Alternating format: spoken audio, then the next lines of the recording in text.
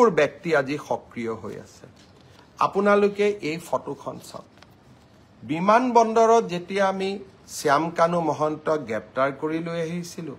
এইখন আছিল তেখেতৰ প্ৰকৃত ছবি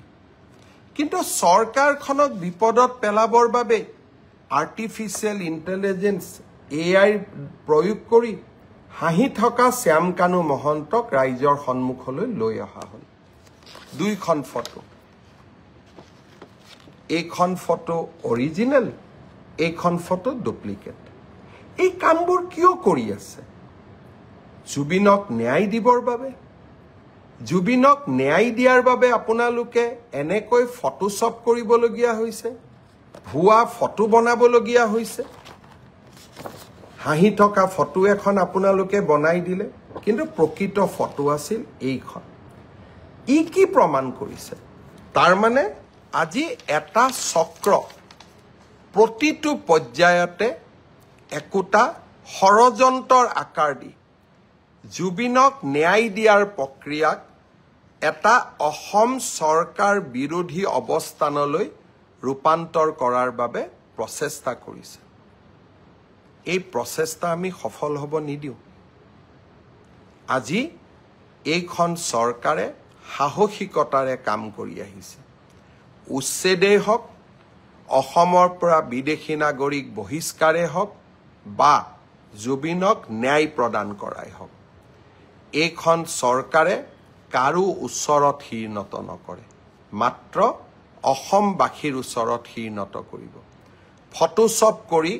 কোনোবাই যদি ভাবে হিমন্ত বিশ্ব শৰ্মাক দুৰ্বল কৰিব পাৰিব কোনোবাই যদি ভাবে ভুৱা ফটোগ্ৰাফ উলিয়াই হিমন্ত বিশ্ব শৰ্মা